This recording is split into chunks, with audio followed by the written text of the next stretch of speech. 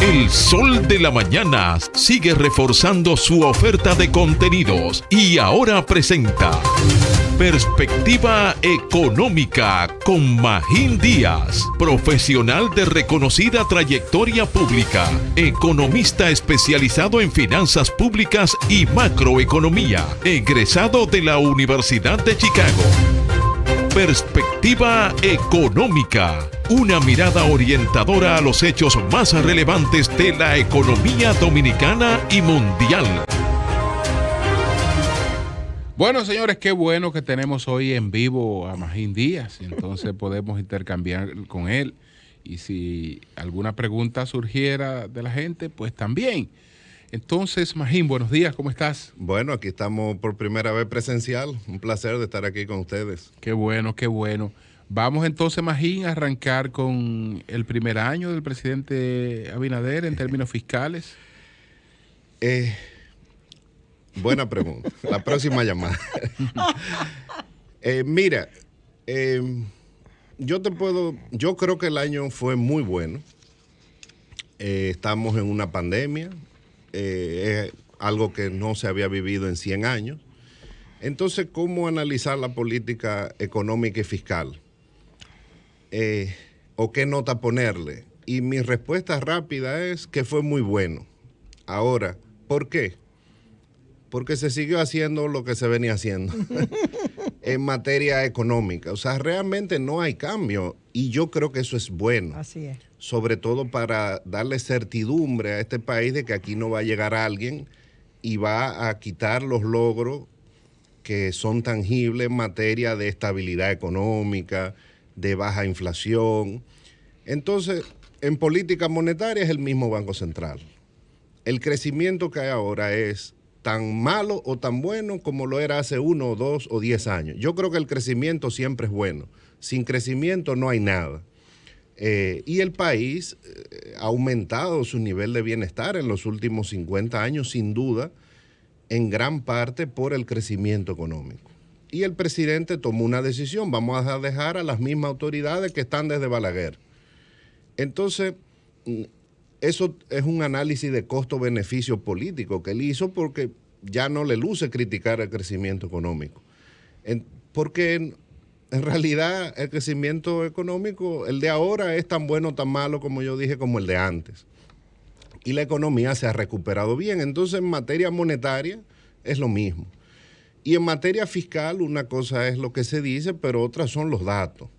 Los datos es que se ha seguido la misma política de endeudamiento. La ley de presupuesto es la misma, básicamente. La ley de emisiones de bonos es la misma, copiada, porque estaba bien hecha. La deuda se manejaba de manera profesional desde que se creó la Dirección de Crédito Público. Entonces, fíjate que la ley de financiamiento con que se emiten los bonos soberanos fue llevada hasta el Tribunal Constitucional. No por el actual ministro de Hacienda, pero digamos personas, algunos que están en el gobierno. ¿Y qué hizo el ministro de Hacienda? La misma ley. La política de endeudamiento de un país que quiere ser un país desarrollado. ¿Cuál es? Emitir bonos. ¿Cuáles son los países que solo se financian con préstamos del BID, del Banco Mundial? Los países africanos, de los más pobres. En la medida que el país se desarrolla, se va financiando con un porcentaje cada vez mayor de bonos, que es lo que ha hecho el Ministerio de Hacienda. Entonces, en la política macroeconómica fiscal sigue los mismos lineamientos de la gestión anterior, y yo creo que eso da continuidad, da certidumbre, y por eso es que se ha hecho bien.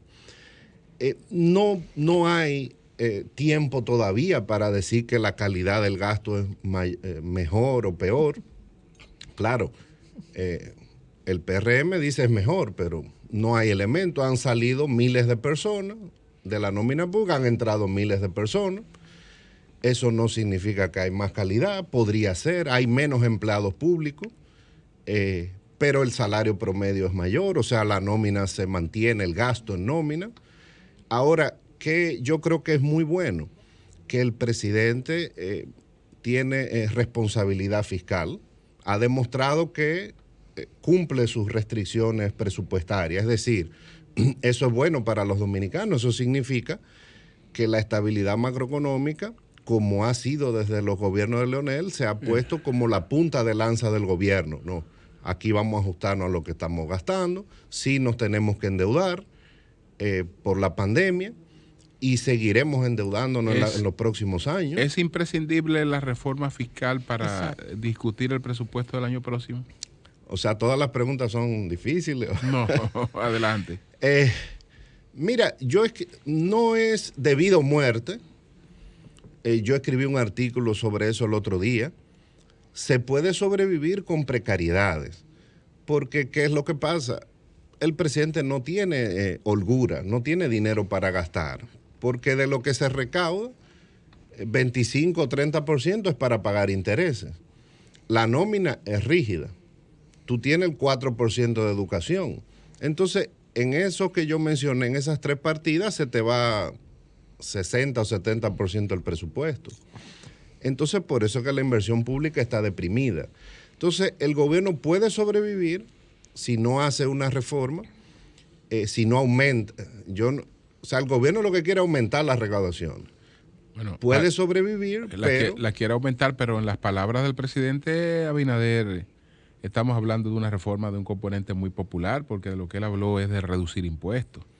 Es decir, él no está hablando de que este es un país que necesita más ingresos, sino que... Reducir tasas, me imagino. Él habló de reducir tasas, de que la gente pague menos impuestos. Pero el ministro también, exacto, el ministro de Economía planteó que la reforma tenía que ser progresiva, ponerle más impuestos a los que más tienen. Correcto. O sea, que son esas versiones que hay. No, yo me imagino que lo que quisieron decir es, en el caso del presidente, vamos a bajar algunas tasas. Ahora, el objetivo de la reforma, lo que quiere el gobierno es aumentar la recaudación. Así es. Pues, no. Entonces, se bajarán algunas tasas.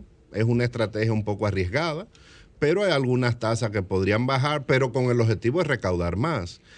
Siempre recuérdense que yo siempre he dicho que eliminar exenciones, eso es un eufemismo. Eliminar exenciones es subir tasas. ¿Por qué? El que está exento de ITEVI paga 0. Cualquier bien que esté exento, bueno, si se le pone ITEVI paga 18 o va a pagar 10 la tasa que se ponga. Entonces, el gobierno puede sobrevivir, pero con mucha precariedad. Va a tener que vivir con una inversión muy bajita. Entonces, puede sobrevivir. Ahora, el gobierno quiere más recursos, pero primero hay que sentarse y decir, bueno, ¿queremos más recaudaciones para gastar más? Probablemente eso es lo que quiere el presidente. Si tú le haces esa pregunta al ministro de Hacienda, él dice, no, yo quiero recaudar más para bajar el déficit, para ahorrar. Entonces, primero el gobierno, y creo que el día 15 se comprometió para empezar las discusiones, a decir qué quiere. Antes de que doña Consuelo empiece a atacarme con qué impuesto subir o qué impuesto bajar, hay que sentarse y decir, bueno, ¿qué queremos? ¿Queremos recaudar 100,000 millones más o 200,000 millones más? ¿Qué queremos hacer con eso? ¿Queremos gastar más o queremos ahorrar más? Y después que estemos de acuerdo en eso, o sea, es que hay que ver, bueno, cómo lo vamos a lograr. Lo de bajar tasas es una forma de vender la reforma, pero el objetivo del gobierno es aumentar las recaudaciones, eso no tengo duda de eso. Pero también, no Magín, una de las cosas que más, usted ha dicho, bueno, una explicación de las diferentes políticas, la del endeudamiento. Una de las que más se le ha criticado al presente gobierno, que criticaba la de Danilo y decía, ¿cómo con tanto progreso y tanto crecimiento se endeudó el gobierno de Danilo? Esa es la tesis. Y entonces ahora el endeudamiento, dicen, ¿cómo es posible un endeudamiento para ni siquiera usarlo? Para pagar intereses y no se está usando. Entonces, hay críticas, había críticas y hay críticas. ¿Por dónde nos vamos? Mira, yo creo que es bueno que haya críticas y que las hubiera antes, porque eso significa que nosotros somos un país averso a las crisis. Y de hecho, nosotros somos el país de América Latina en los últimos 50 años que menos crisis macroeconómica ha habido. Hubo una en los años 80, ¿verdad? Una en el 90 y una en el 2003. Y desde el 2003 acá no hay. Significa que somos muy aversos a las crisis. Por eso el país se pone nervioso cuando el tipo de cambio sube, cuando hay mucha inflación. Sí. Somos un país de baja inflación histórica. en muchos países de América Latina la inflación es muy alta o ha sido muy alta, pero aquí no. Aquí solo en episodios de crisis macroeconómica. Entonces es bueno que haya el debate. El tema es el siguiente. Nosotros recaudamos menos de 15% del producto. ¿Qué dice el Banco Mundial recientemente? Los estados que recaudan menos que eso no son viables. Usted tiene que gastar por lo menos 18 o 20 puntos del PIB. Y eso es lo que ha gastado el gobierno en los últimos 15, 20 años. Ahora, si queremos gastar eso, hay un déficit. Entonces, por eso es que la deuda iba. Ahora, la deuda no era insostenible. Fíjate que la deuda, Danilo la dejó en 40% del PIB del gobierno. Sí. Y se subió en 17, 18 puntos. Y todavía no es insostenible. El tema es que con reforma o sin reforma la deuda seguirá subiendo porque simplemente el Estado demanda más recursos de lo que recaudamos. Entonces, en el diagnóstico el problema no es la deuda es un resultado de la política fiscal. El tema es que tenemos un país que recauda poco y está gastando a los niveles que debe gastar un país como el nuestro. En relación con la respuesta que el gobernador del Banco Central le ofreció al expresidente Fernández, que hablaba en gran parte de rebote con el crecimiento de 13 puntos y algo. Entonces el gobernador habla de que se trata de un crecimiento real porque es incluso superior al 2019.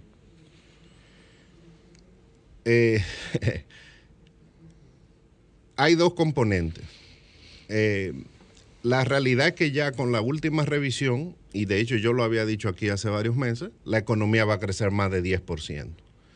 Y sería la primera vez que crece en 2 dígitos desde 1992, que fue después de una crisis también.